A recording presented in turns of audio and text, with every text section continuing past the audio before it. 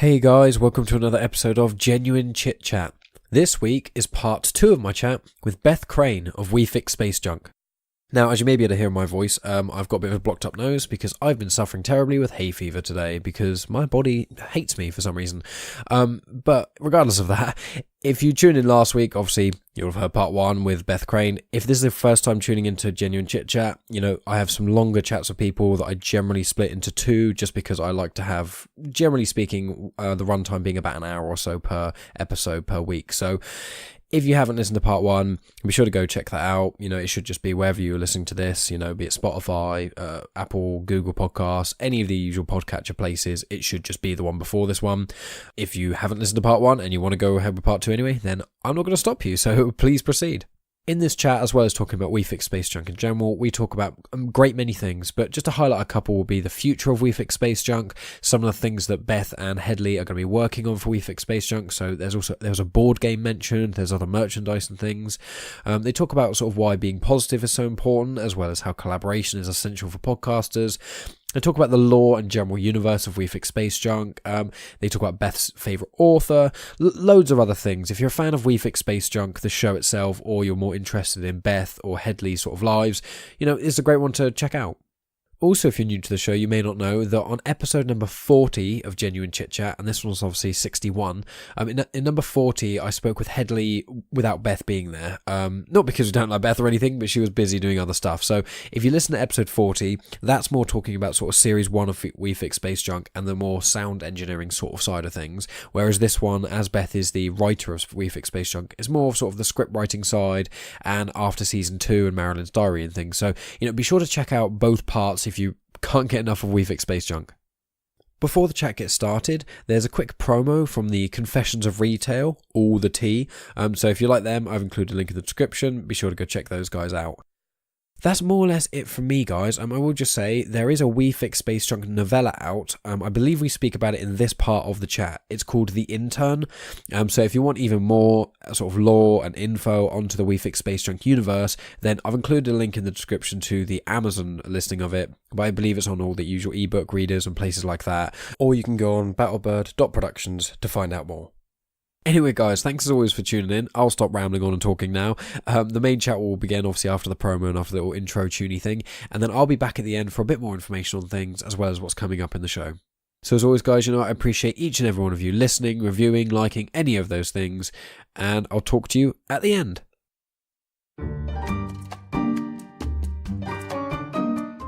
Oh, hi. Didn't hear you there. This is Amy. And Lexi. And we're coming at you from Confessions of Retail. All the tea. If you're a retail employee like us, then you know that there are some crazy, off-the-wall things that happen in your line of work. Join us every Wednesday while we spill all this hot confessional tea on the line of work known as retail. Everything from our own experiences to listener-submitted stories. And let me tell you, there are some crazy things that happen that even we can hardly believe. I know, right? We've had some crazy stories sent in to us. We sure have. Do you have someone trying to bathe in your parking lot? Have you ever had the cheeriest leprechaun walk in while you were Cheech and Chonging it in the parking lot? Have you ever dealt with a crazy Karen or Carl? Do you ever have somebody try and return a completely drank bottle of wine? These are stories that we will bring to you in our podcast every Wednesday. And if you want to hear those stories and more, tune in. And subscribe to us. You can find us on any major podcast directory. You can join us on Facebook, follow us on Instagram. You can follow us on Twitter. And if you have hot tea to spill, you can send it our way to confessionsofretailallthetea@gmail.com. We will see you in the confessional booth. And remember, every Wednesday. Alrighty, bye!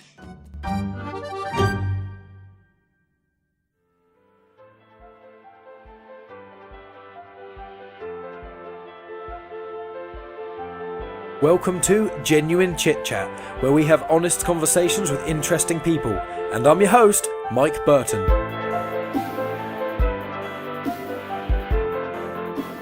What's the sort of not only the ideal goal for We Fix Space Junk and in general your kind of progressing in life, but would you also want to venture into other things with voice acting or anything else? It's quite a big question, I really like voice acting. Yeah. I enjoy it a lot. I want to kind of get into more of that at the moment.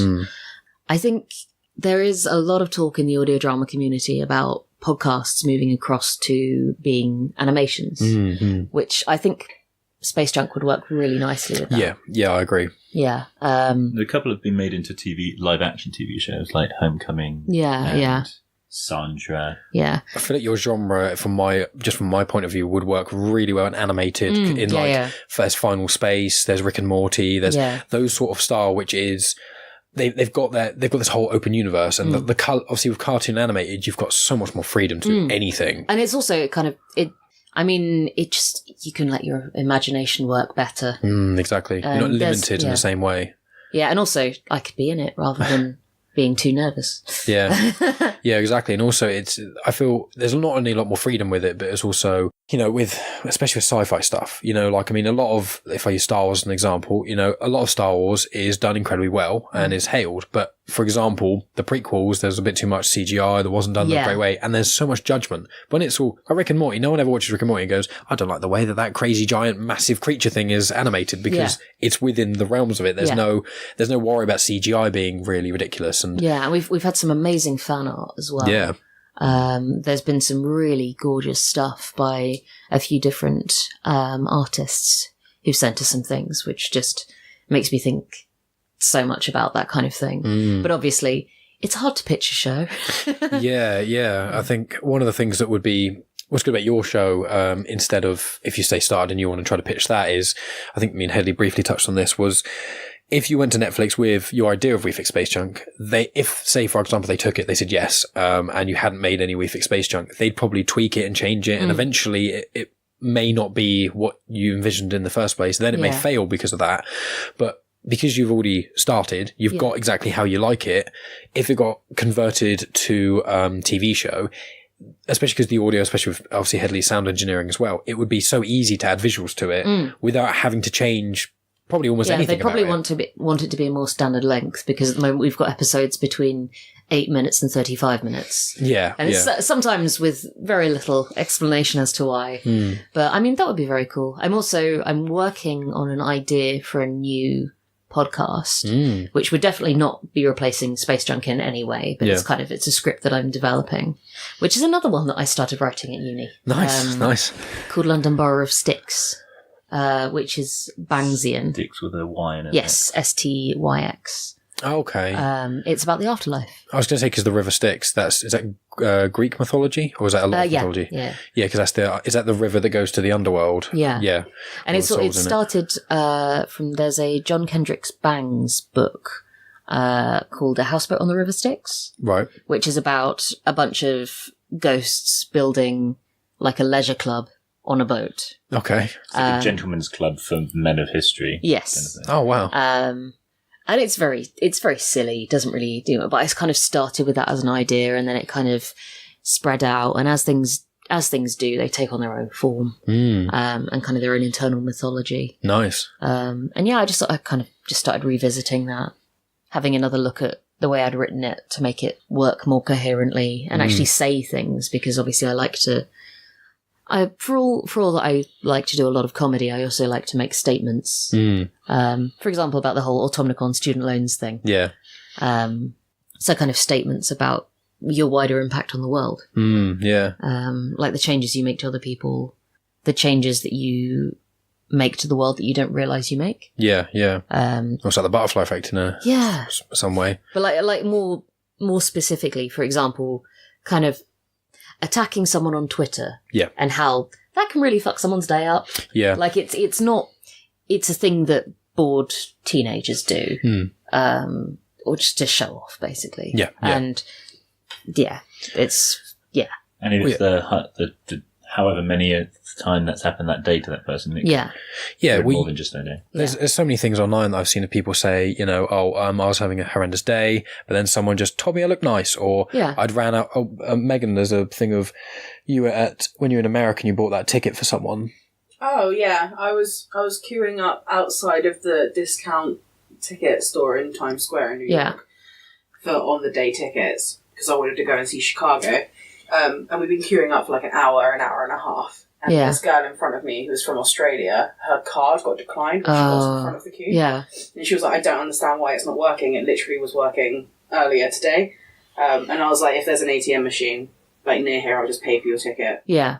And then you can give me the money back. Because like she'd been waiting there for like over an hour. Yeah. Her boyfriend was like at least half an hour away from where she was. So yeah, I paid for the tickets, and then the guy behind the like desk was like, are you joking? And I was like, no. Just paid for these tickets that came to like $200 for her. And then, yeah, we went to an ATM. She got the cash out, gave it to me, and then we went for coffee and started talking for like the next couple of hours. Yeah. It was really nice. Your friends on Facebook, she said if you ever go down to Australia. We're now friends on Facebook, and she said that if I ever go to Melbourne in Australia, to hit her up, and then we can hang out and vice versa. That's lovely. It's just nice little things like that they can really, like, obviously her day went really well because of that, this other girl, but if you think of it like, if Megan hadn't done that and no one else did, then maybe her and her boyfriend, she'd have to go, okay, I'll just get to the back of the queue, and then maybe she wouldn't be able to go see the play they wanted to see, and then even something as small as that can be ripple effect. And you get so many people saying, you know, if you had I've got quite a few friends who struggle with mental illness and depression and things. And they say all it takes is one cashier or one stranger to say to you, you look really nice today. Or I love your hair. Or I love this. And that can change it in such a positive way. And I know from experience, and I haven't suffered with any mental health issues. But even I've had like a day where fairly neutral day, and then just one person's kind of a dick or kind of shitty, and then it just puts me in a horrible mood, and then maybe I'm a bit more short with my friends, and then it adds and adds and adds. If you just have that all the time, it's just it's not that hard to be nice to people. Yeah, there's a scene in Good Omens about that, because Good Omens, the book by Terry Pratchett and Neil Gaiman. Okay, yeah. Where they have these telemarketers who basically they ruin everyone's day. Yeah. Because it's just the sheer sort of thing on thing. Like making someone get out the bath, making someone like late for something because you ring them up and they go back for it. Things like that. And all these little things that just make the day just that little bit worse. Yeah. And yeah, the fact that they were invented by the devil, which I think pretty legit. Well, yeah, that makes sense. But yeah, people under and overestimate their own impact in the world in a lot of the wrong ways. You know, some people think they're so important and grandiose that they're better than everyone, which is annoying. And other people don't value how much one can do to improve someone's day as well. Or obviously, as you said, how someone can mess up someone's day by being rude to them and things. So that whole idea of it is really nice. You know, you give off, I don't believe in explicit karma in the sense of it actually is a physical being, or physical thing. But like, you know, I feel like if I'm nicer to people in general, I generally feel better and everyone around me feels better. And it's just kind of an add-on effect, isn't it? Yeah. It's partly that thing about, when you smile, it makes you, even if it's a fake smile, you kind of start being slightly happier, except if you're really not in a good place. I've had a few things where I've been in a very bad place, and then I smile and then burst into tears. Yeah, and it's just one of those things where it's like, oh, that didn't work. But yeah, I totally agree. In that sort of sense, that's. I think that's something that Space Junk's been able to do is just be that happy thing in someone's day. Even though sometimes it can get really dark and creepy and occasionally sad. Yeah, episode 5. Well, saddest episode of the season. Is that the one where Kilner meets her friend in that planet? Yeah, that was. I remember after that episode, because me and Megan listen to the car whenever we go on drives, and that episode finished. And I won't spoil it for anyone, but the episode finished, and we were just like, wow, that was a brilliant episode. But sorry, Jesus, guys. I love it though. I love shows that are dark because.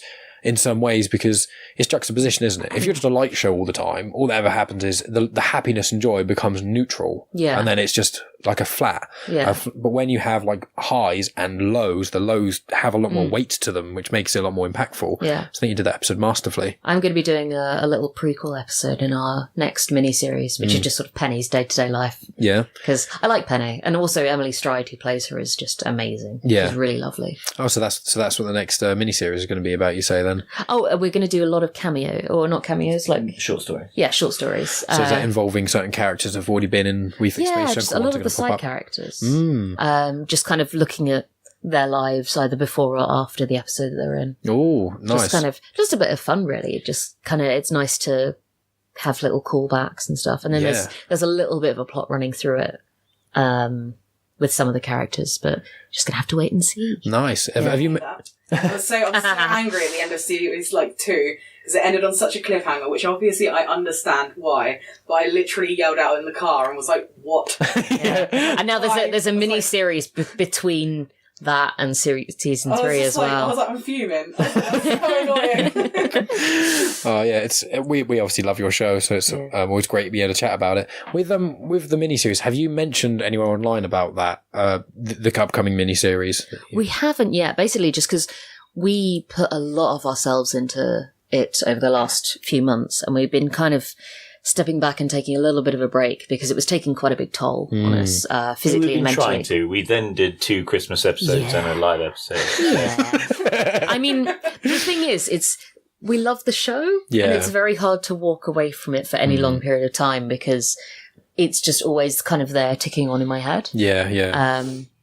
But yeah, I think we've been holding off on having a release date for the episodes. We kind of want to have it slightly more ordered next time. So actually having the show at 95% completion before releasing the series. Yeah. Rather than 10%, which is kind of what happened with some of season 2. So it's like the difference between the American and the English way of releasing TV shows, isn't it? Because English is like, we finish it, it's done, it's ready. Series 2 has almost started filming when Series 1 airs. Whereas America, it's like, well, you've got 3 episodes finished, let's just start airing them and you can start doing the other ones. And it's like, well, if there's some sort of big accident on set, you have to delay by loads. And Week on week. Yeah. It's just like even House, by the end of that, it was multi-millions. And I remember an interview with the woman who plays Lisa Cuddy saying, the money gets bigger, the budget gets bigger, but the time doesn't. Yeah. It's still a week. Yeah. It's still a week, and you're trying to achieve more in that week. Yeah, I mean, if we had more money and more budget, that would be excellent. Hint Patreon supporters. Our Patreon supporters are amazing. It's kept us afloat, it really has, because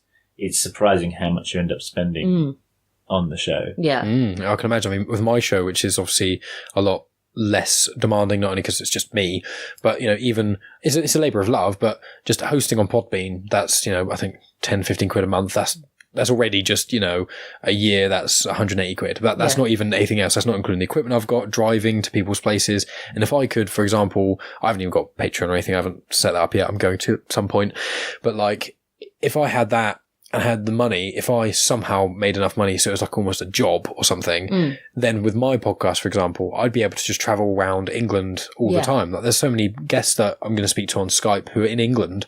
Some of them are in Yorkshire, some of them are further up north, and it would take 6 hours to drive to them. And so I'd rather speak to them in person and stuff than do it over Skype. I find it's usually a better conversation, but I can't warrant spending 12 hours purely of driving and the fuel cost to go chat to one guest for an hour. Yeah. But if I had the money and the time, I would just be like, if it's just my job, I'd love to do it. Just drive all over England, chatting with whoever. Yeah, I mean, we're incredibly fortunate in that we're in a situation at the moment where me having a very low income is fine. And we've both got quite a sporadic income. I work freelance as a writer, and an editor as well. So kind of, I've got just bits and pieces of work coming in. Sometimes clients pay very, very late, but just kind of, we're in a relatively stable living situation, whereas obviously that is an incredible privilege that we have. Yeah. And it's not a thing that everyone else has, and it's kind of, we also had a lot of the costs when we were setting up were met, in that we didn't need to buy microphones or anything because Hedley already had them. Yeah.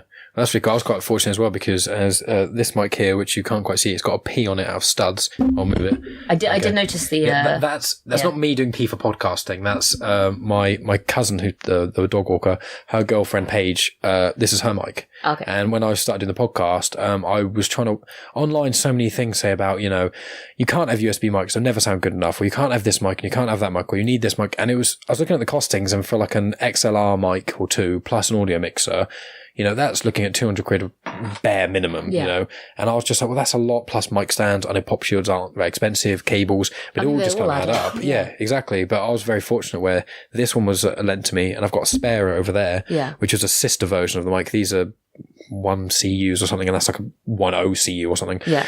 so I was very fortunate that my friend lent me that one and my other and Paige lent me this one. So I didn't really, and she lent me this mic stand. So it was like I already had quite a few things to get going, and that really helped boost me. So I can really understand, especially on your part, where audio quality with my thing is important, but it's not the same as an audio drama. Like audio drama, wrong quality can completely take you out, whereas mine would just, if mine was really bad quality, maybe a few audio files wouldn't listen, but it's a very different dynamic, so I can totally get that. And it's great that with Patreon that you're getting that sort of boost, and it's probably quite motivating as well, I'd say. Yeah, well, I think Patreon is also part of the reason that we can go to Pod UK. Because it costs money to get our actors there. Yeah, we're bringing our actors up, and we kind of trying to do food and accommodation. Yeah. And I think because it's a fan convention, they're not going to be making a huge amount of money. There's different levels of payback depending on how much money they make as a thing. But I mean, it's kind of it's partly a thing we're doing for fun. It's nice to do a fun show and meet people as well. And meet people. Meet our fans. We've got some fun merch coming up for it as well. Nice. I was thinking about this the other day. I think I either dreamt it or maybe I was daydreaming or something, but I just thought of that, and I can see you've got the rockets over there. Ah, yes. I just thought of the best thing for you guys ever, if it happened, would be a pop vinyl. The little Funko Pop figure things, but of the Yellow Submarine. Oh, that'd be good. Because I can just imagine that, and it's got like a thing and a little like view hole, and you could see maybe just silhouettes of something. Yeah. And then it's got like, I could just imagine basically that over there being that. And I was just thinking, so if I walked into Forbidden Planet one day and there's one of them, I would just be so happy. I'd just buy it straight away. I wouldn't even though I know you guys and things, I would be like, no, I'm buying one full price. I'd love to have one of them. So you should do that. Get big enough so you can release a podcast pop vinyl. That'd be awesome. We've got badges and things, which is fun. And I made some earrings for myself because I wanted to wear little Space Junk earrings. That's amazing. So they're just little yellow subs with the spanner on them. Oh, nice. But if you could create like any merch, like obviously there's the t-shirt there, which one of your actors is going to be wearing during the live show, if I was correct. Yes. Hold it up to the mic. I'll hold it up to the mic so you can hear it. So all of us can hear that. It's a Your Milk is Too Warm t-shirt. Nice. With a fridge on it with like Scrabble letters. That's amazing. And we've got a lot of t-shirts online, which is pretty fun. We've got the laser cut badges that I make myself. We've got some stickers and some patches coming. Nice. Which would be good. I really wanted to do like an LP, like a vinyl record.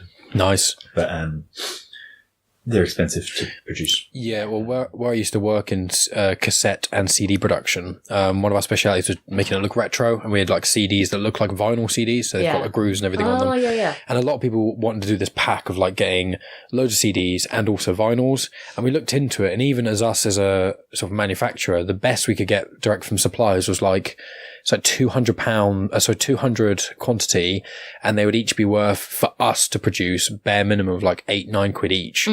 And I think the wait time was like months and months, because there's not that many places that produce vinyl anymore. So if you want to make one, like, obviously if you had Patreon supporters wanting them, or you'd have to work out a pre-order system or something, because they can be, we looked into it quite a lot, but to my knowledge, they're still not doing it because it's so expensive. I think it has to be, I think the only way we worked out it could work is if we did it for, say, the upcoming Automnicon album and did it as a Kickstarter. Yeah. And said, obviously the album would go ahead for patrons. Yeah. But a separate one to say, and the same with the Automnicon, the Intern, the book. Yes. I'm writing the first of a 3-book series. Nice. Yeah. I think Hedley briefly spoke about that last time. It was because I said about, I think he mentioned the premise to me. And then I said, there was that episode, what was it? There's those sort of post-credit scenes in series 1 with, I think, Miss Lamb, and there was an intern talking to her in that part, and I mentioned, I was like, oh, it might be like that sort of thing, where these little subtleties where they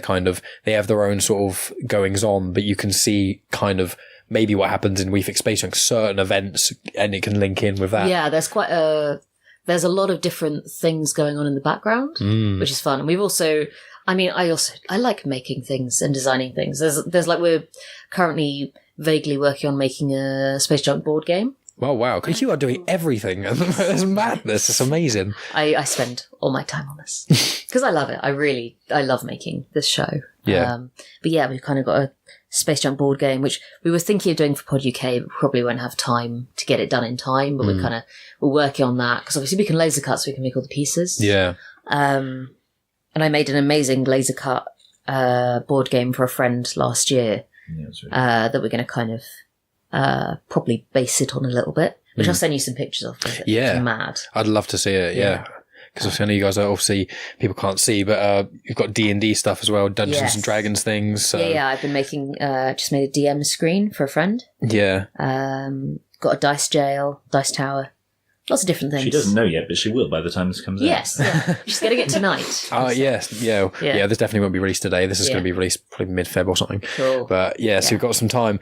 But yeah, I mean, God, board games, you are really putting your finger in every pie in a sense. But what people have said a lot of the time with, I know you're not doing it exclusively for this reason, you're doing it because it's a passion project, but a lot of people online, whenever people ask in podcasting groups, they go, how does podcast make money? How do we do this? And everyone just says, you won't necessarily, unless you're ridiculously gigantic, make money from the podcast. What will happen is you'll have a brand or that sort of thing, and you'll be able to add things to the brand, or you'll be able to start other projects with the brand connected to your name, which will boost you up. Yeah. And so things like, and I think it's kind of insane for most people to go into podcasting for money.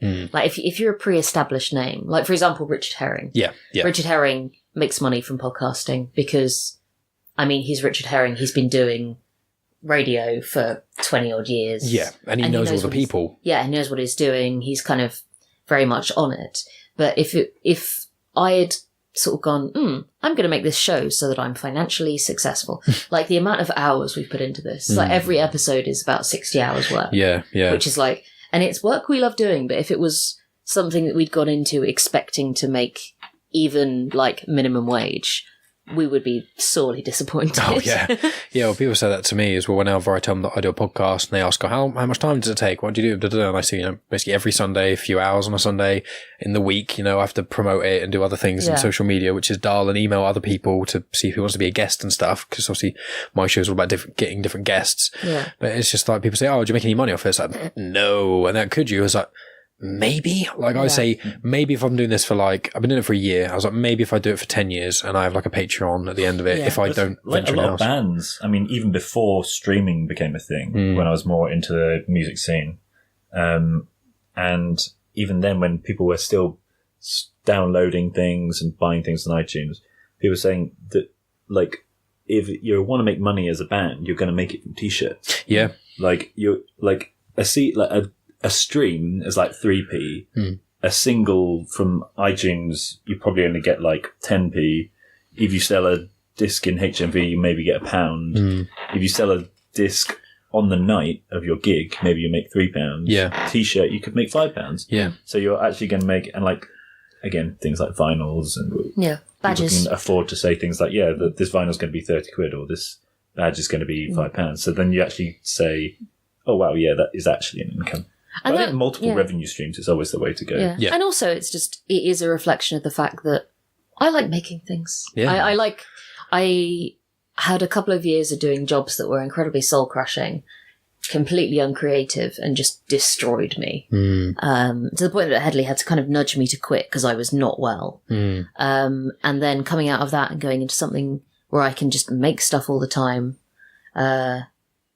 Money's shaky, but like, at the same time, I'm not spending loads of money on takeaway because I'm treating myself because I'm miserable, kind of thing. I'm not going to the staff canteen multiple times a day and getting like 8 cakes because I have no other way to express frustration. Also, I think neither of us had really made anything creative for years before this, so now it's kind of like all coming out at once. Yeah. Well, that's exactly, and it is amazing. I always sing praises of your show, but that's one reason I love it is because you guys are such awesome people, and also the show's amazing. So it's just, it works really well. If I came over and you guys were just like self-conflating assholes, just like, our show is so amazing because we're better than everyone. We're wonderful, and also everyone should give us money so we can buy a mansion. Because we deserve it, because we're better than all you peasants, because you can't create things like we can. Yeah, it's nice that you're not like that. But it would be quite funny, it'd be very entertaining. Yeah, it was weird that we had to delete the first take where we did that. Yeah. Well, I'm trying to be all subtle with it, but we all know it it was just here. all the noises of our monocles just falling. And the little pinky fingers going in the air every time you drink. Yeah, that's the thing, is like, it's audio drama is a community. And we all kind of want everyone to find new things and enjoy each other's work. And like we managed to do, we had an audio British audio drama Christmas Dinner. Okay, cool. In December, which was really nice. Just kind of, it wasn't everyone, but it was kind of a lot of different shows. Just all getting together in a room, having a meal, chilling out, having some drinks. Yeah, yeah. And just enjoying ourselves. Yeah, it's all about just trying to like lift each other up instead of stepping on people to try and get higher. Yeah, exactly. And that's what, because I listened to the Joe Rogan podcast, probably the biggest podcast in the world, I'd say, or one of them. And they also got comedians, and they're always saying, you get comedians who have that, what's it called? Starvation mentality. No, when there's not enough food. What's that called? Famine. Famine mentality. Oh, terrible. It's like, no one with audio dramas, it's like you can listen to loads of audio dramas. That doesn't mean you're not listening to other ones. And that's the whole thing. And it's like, if you're competitive with others and you do want to push people down, the collaboration aspect won't be there. And collaboration is key for basically any of the new mediums. Yeah. I think that's one of the reasons why, not only because of the internet and a lot of the cost associated with it is lesser than TV and whatever and other media, but like, the new age of media is overtaking a lot of the mainstream media at the moment because of, especially sort of our sort of generation and things, is realizing collaboration over competition is great in a lot of ways. It's good to be healthily competitive. Like, all these guys are successful. What my show isn't, how can I adjust my show, improve it? What am I doing to help? But you can reach out the helping hand and say, can someone give me some advice? Rather than everyone being like, no, screw you, you get big, we can't. It's bad. I mean, it's not exclusive. And especially with Radio Jam, because, it ends, the season ends, you want to listen to something else. So we have no qualms about anyone listening to other things. And I'll listen to multiple things at the same time. Yeah. Oh God, I've got so many podcasts on the go at the moment. Yeah. And they're all different. And the quickest way to fail, I think, in the audio drama community is to be aggressive or rude to anyone. It really just, you got to be nice. You got to be nice to make. You've lost your only real marketing tool, which is other people's word of mouth. Yeah, because with the oversaturation in the market, although it births a lot of fantastic ideas, it means that one has to stand out more in their own right. And if you're trying to stand out without anyone else helping you, it's a lot more difficult. Yeah. Yeah, and it's like I found with my podcast as well, is my podcast, I would basically be unable to do it if I didn't collaborate, because mine is purely the guests. It's, I just kind of fumble about and chat with people who are more interesting than me and release it. Whereas if I was just like, had this idea that I'm better than everyone, or if I didn't want to help other podcasters, no one in the community is going to want to help. And it's also not fun. I found being miserable when I was younger. That's the thing. I really love interacting with everyone. It's just kind of, they're my friends. Exactly. And helping other people. It's really nice when, like, I try when I'm on Twitter and things to tag other podcasters. I like when people are asking for recommendations, get other people involved. And if, like, I've got a friend of mine, they've been doing a podcast for a while. Their logo was, to be fair, quite rubbish, because he just said he threw something together on Paint. They've been going like over a year now, and I can do graphic design because I worked in graphic design for several years.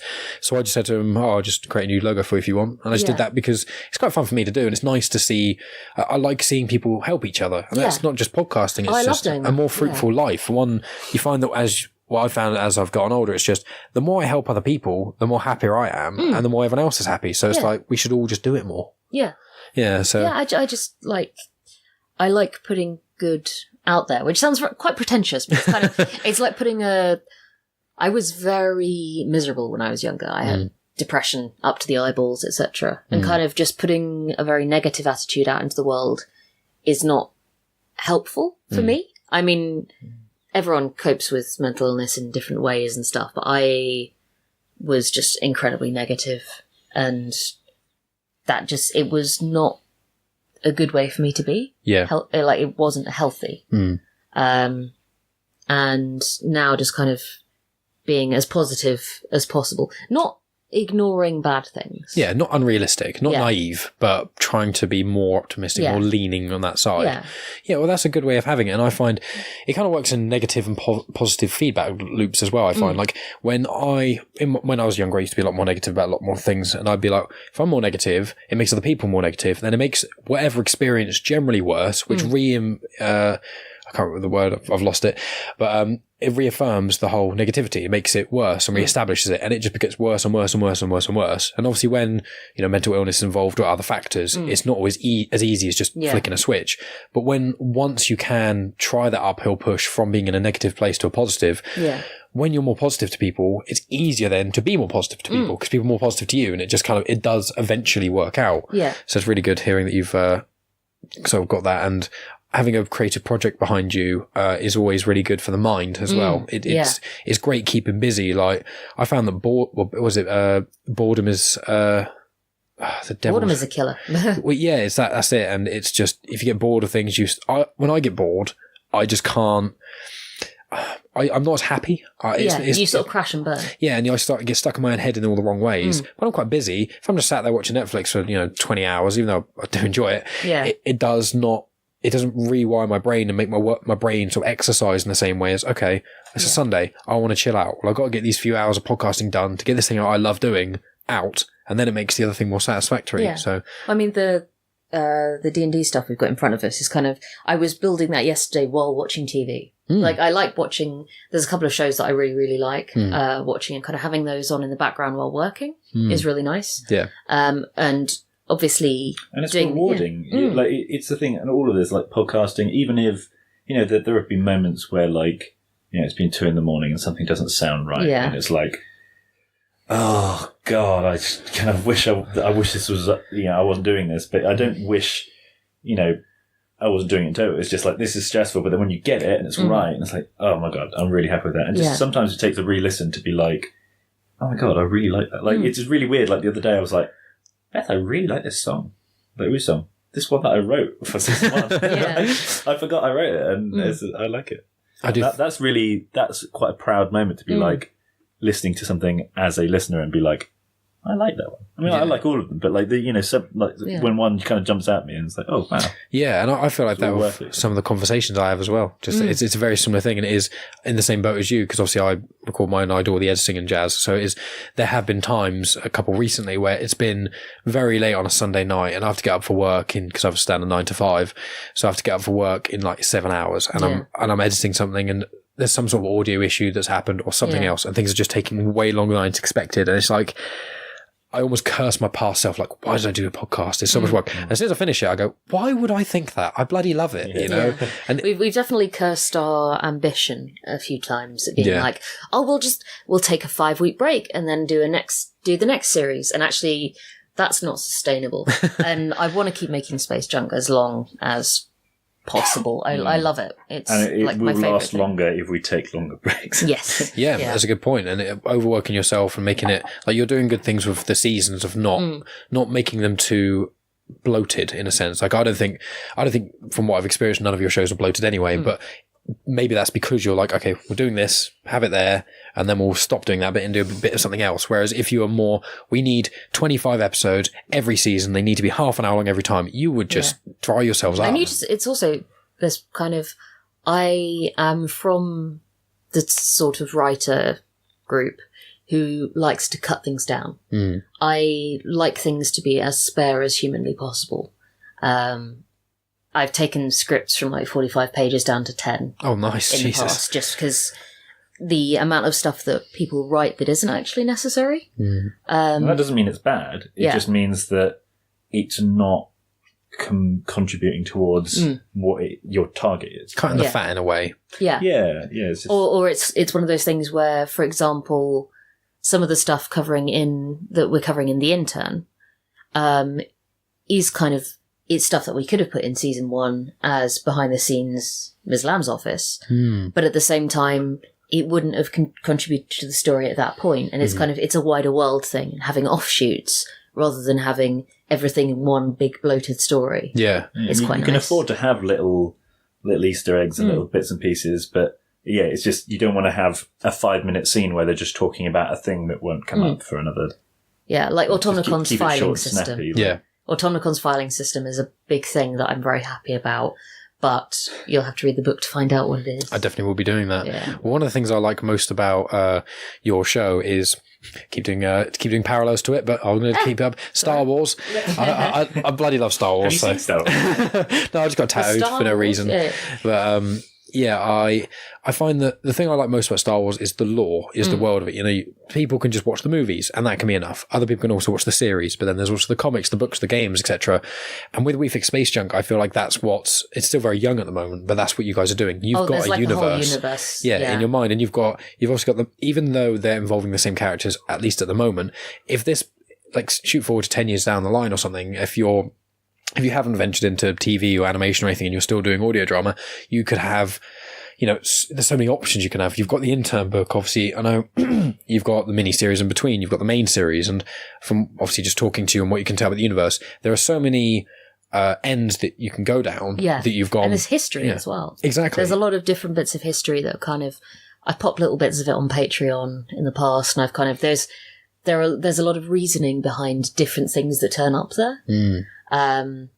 Like Bruce, the Bruce thing, and the way that the alligator thing. Yeah, the alligator thing. The way that movies work. Yeah. Are all kind of the things that I've expanded upon, not necessarily in the show, but I've got kind of different things about it. And you kind of reward fans by, that's what I find about Star Wars is, you know, I feel rewarded when I read a comic. There's nothing to do with Darth Vader as an example. It's nothing to do with him at all. But then there's one bit which has a little nod to one little thing.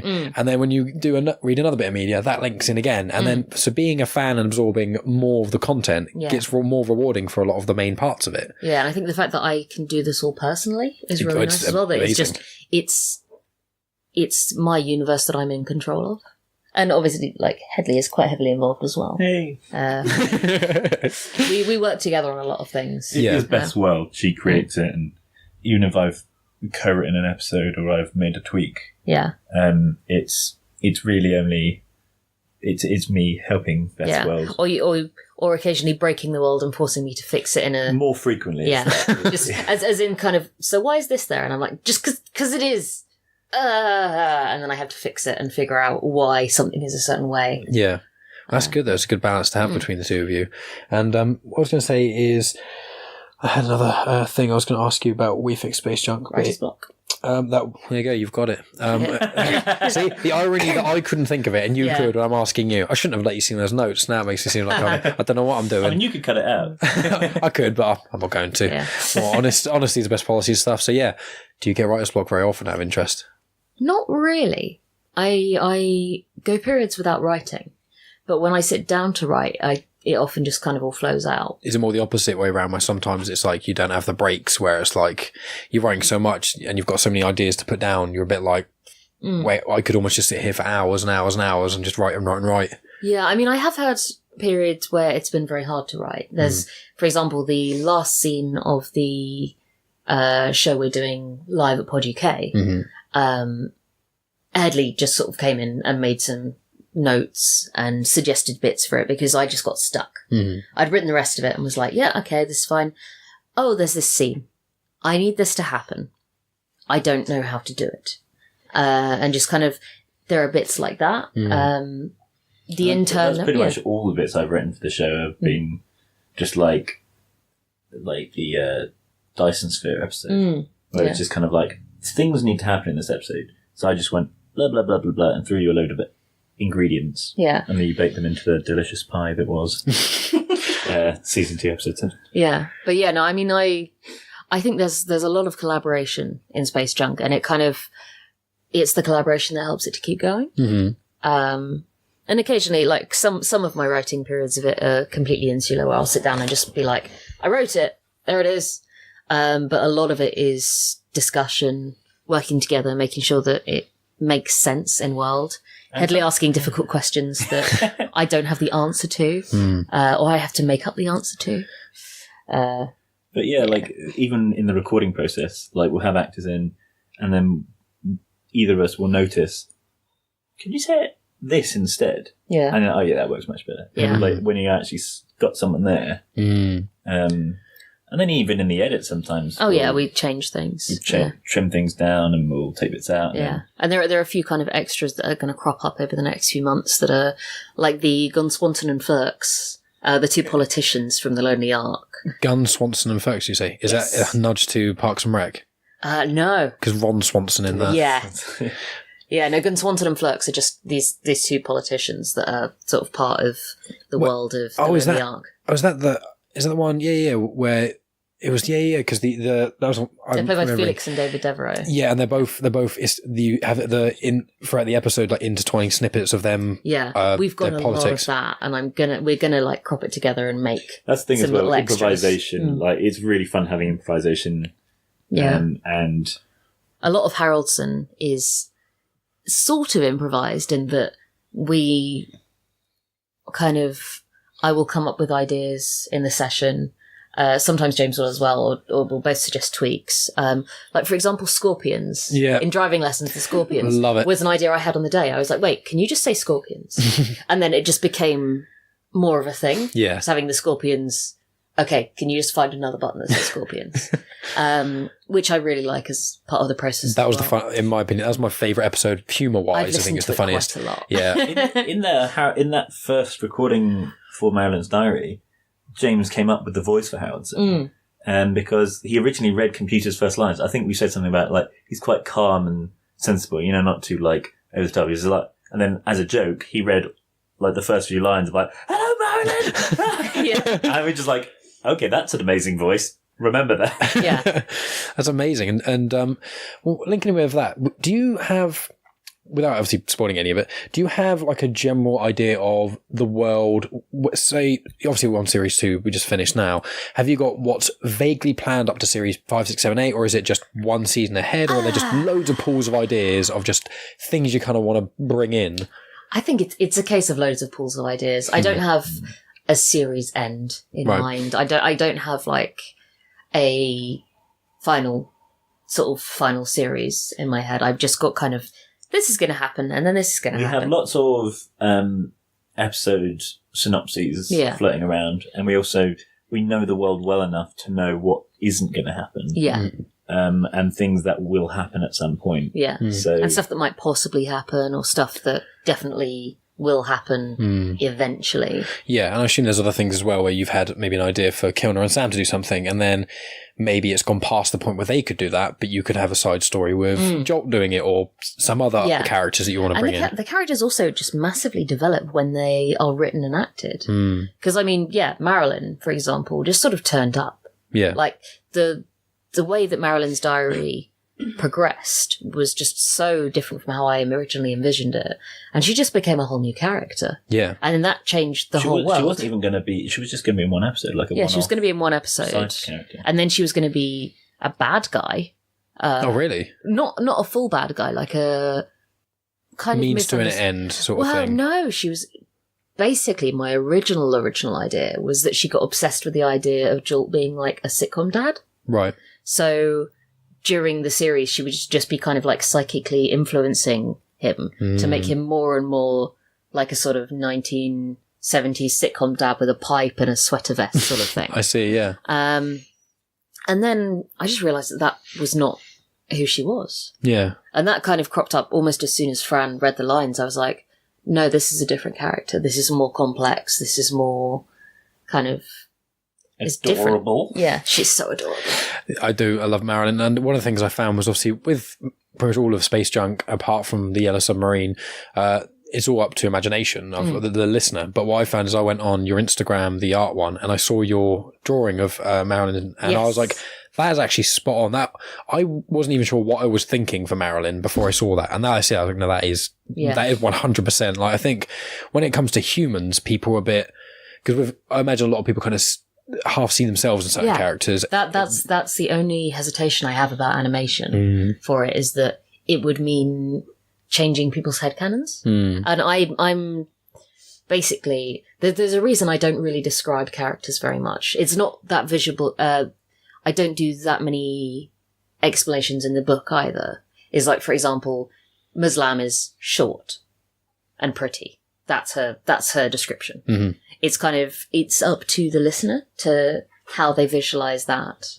That's why we didn't, because there was original artwork or sketches that was the main picture for the show being the two main characters. Yeah. But like it was just not. It was just hard to get it how what I wanted it to be. Actually look like, and so many fan artists have done such good stuff. Yeah.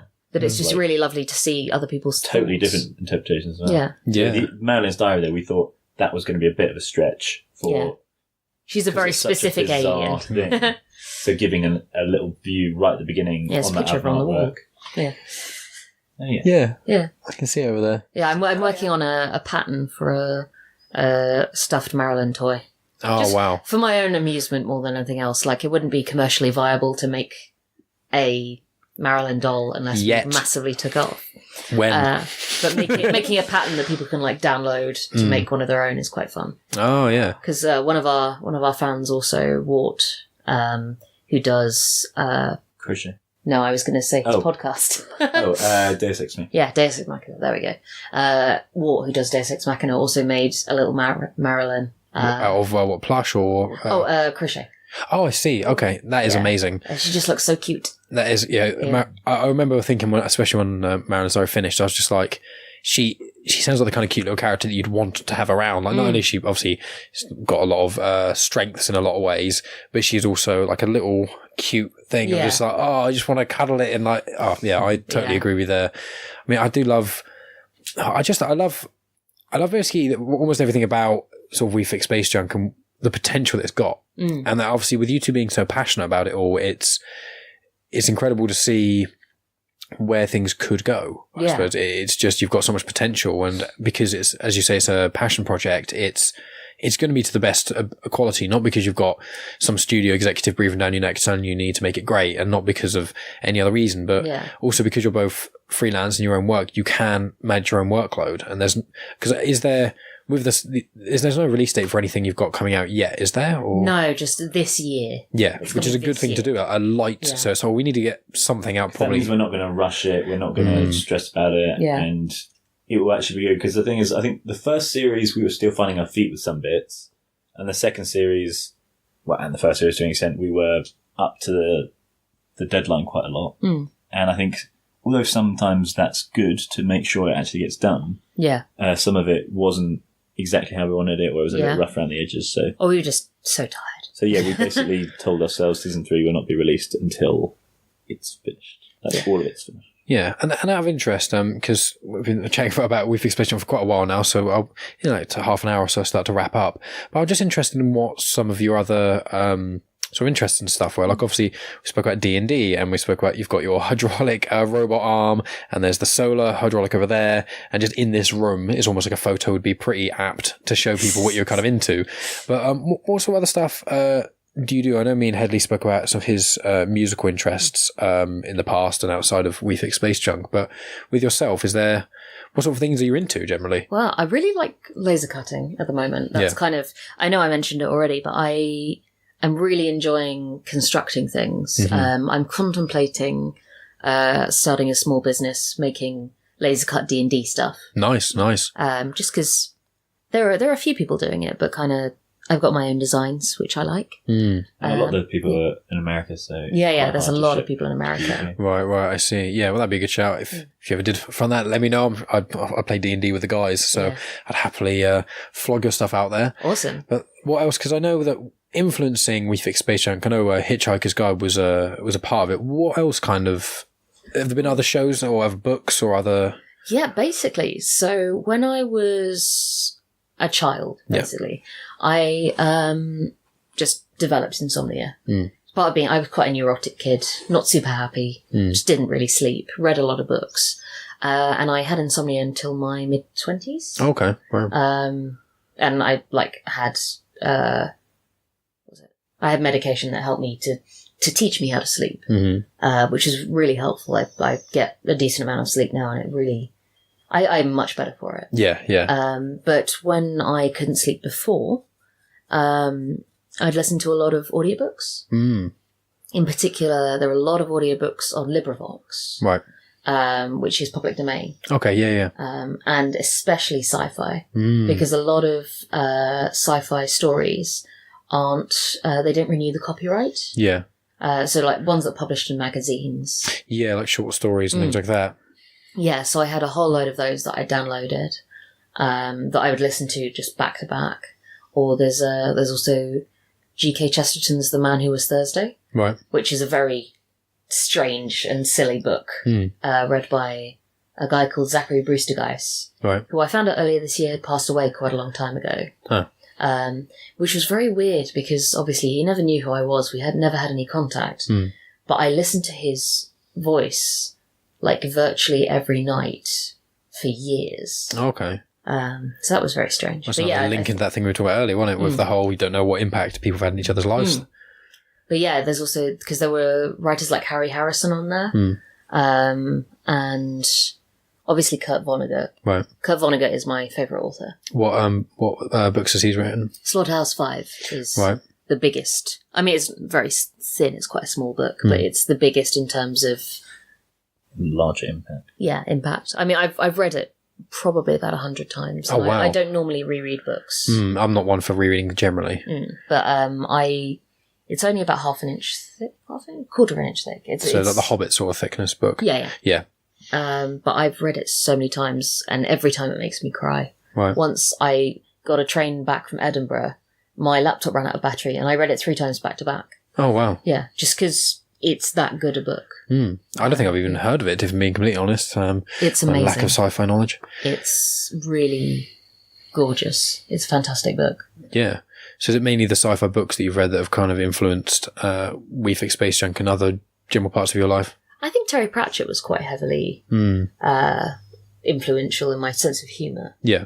Obviously, he's not sci-fi; he's fantasy. But well, I think sci-fi and fantasy link up very well. Oh god, they're very interconnected worlds. Yeah, because it's basically, I think the thing that makes, especially nowadays, most things bigger is the lore. Like Marvel Cinematic Universe is a prime example. It's one of the most profitable film franchises on the whole planet. Yeah, as I well love as a bit of lore. Just like the expanded universe of everything is so fun to me and really interesting. Like, I'd love to see We Fix Space Junk comics. There's a lot of different side stories. You could have so many different stories, and that could be a way around. If anyone ever did an animation and we were worried about headcanons, you could do one of 2 different Repairmen in the same universe. Yeah, there's so many different things you can do. You can even do multiverse, do what like a lot of the Marvel series do, which is like there's loads of different versions of Kilner and Sam. Oh god, that would be too complicated. It would be, but you have like 10 years down the line when you're making loads of money and We Fix Space Junk is the biggest thing in the whole world,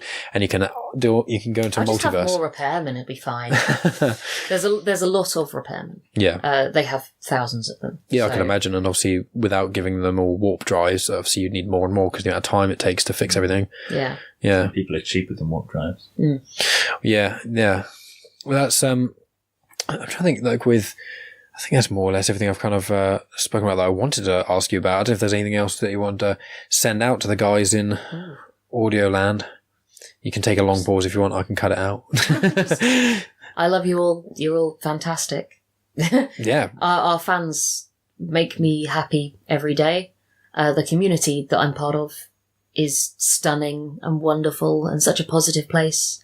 I love you all. And if you're a fan of Mike's and have never heard of us, this must have been a very confusing... Yeah. Yeah, a very odd podcast, but I'm sure I'll preface it at the start. I'm sure hopefully a lot of people will listen to this and hear how passionate you're both about this and go back to the one and listen to the one I did with Hedley, and then it will get more people to listen to your show. And if anyone this is the first casual chit-chat, go back and listen to the others. Then Mike has had some really great conversations with lots of people. So, yeah. Yeah. Well, thank you very much. Yeah.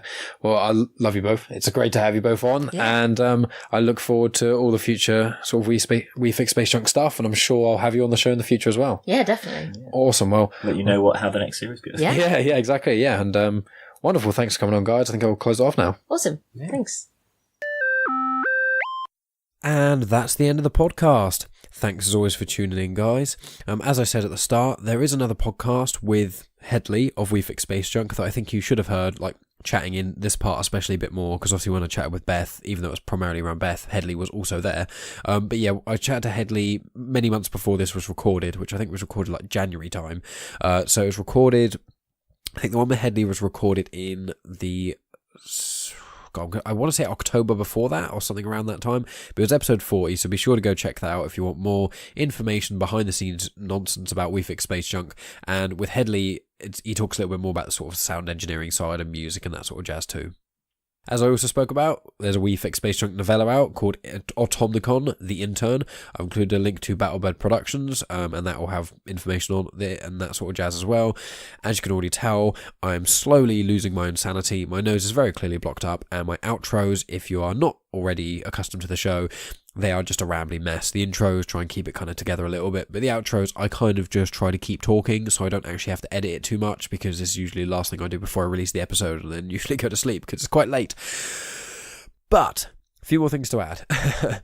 Essentially, as I had the episode, the last episode I released, number 60, it was with Alton Wheelhouse of Dimensions, the new RPG game, tabletop RPG, similar in the sort of scheme to Dungeons and Dragons.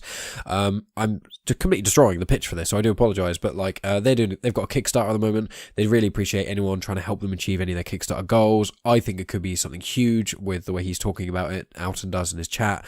You can look at Dimensions, the game, online, various different places, and if it does seem like something to be interesting to you, you can click my affiliate link, which is in the description of this show. It just means if you do fund through Kickstarter, I get a small percentage of that. If you're not comfortable doing that, or you don't want to, that's completely fine. I would much rather you go and fund the thing and I don't get any money for it than you don't fund it at all, so I just thought I'd throw that in there too.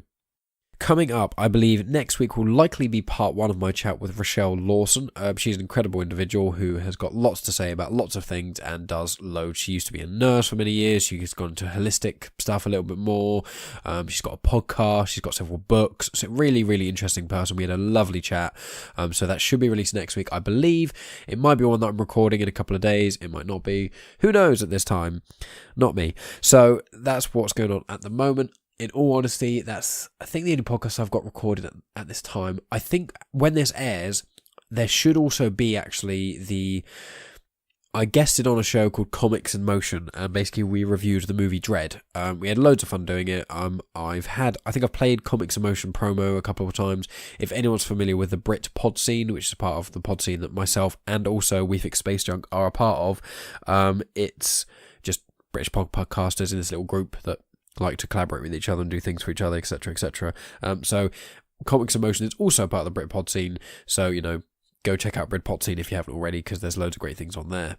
But yeah, as I said, that Dread thing, Comics in Motion is the name of the podcast. I guessed it will be the most recent episode, which is Dread. I can't remember what the number of that is. I think it's around like 76 or so. If you're listening to this episode far past the release date of this actual episode and you want to check out the Comics in Motion thing, I should be able to include a link somewhere. It may not be in this episode, it might be in the next one, or I may have to sort of back add it, because if it hasn't been sort of released as of yet, then I wouldn't have the link for it, obviously. So yeah, that's basically everything going on my end. Got loads of chats scheduled for recording. Hopefully they'll all go through, because otherwise I'll have to start getting other guests on, like friends. And who needs friends? Oh no, it's happening again. I'm ranting at the end and nothing's really being spoken about. I'm sorry guys, I'm delirious and hay fever's been getting me, and I spent too much time in the sun today. And well, if anyone follows me on Instagram, little plug for that, genuine_Chit-Chat. You'll see some of the things I've been up to. Generally, I update my Instagram story usually on the weekend, like once or twice, I guess, and I do post episode snippets, movie reviews, and other stuff. So, blah blah blah, self-promotion, blah blah blah, all that jazz. Thank you very much for listening. I appreciate each and every one of you listening, especially right up to the end, and sharing the show really makes a big sort of impact as well. So, thanks as always, guys, and I'll talk to all of you next week. Hello, traveler. My name is Alton, and I'm the lead architect and game designer for Dimensions, the D6 RPG. I'm so excited to let you know that our Kickstarter has finally gone live, and that you can not only support us, but also this show by checking us out in the link provided here in the description. I am so excited to see what you're able to do with our system, designed to help new players learn how to play and experienced players learn how to teach and enroll new players into the games that we love.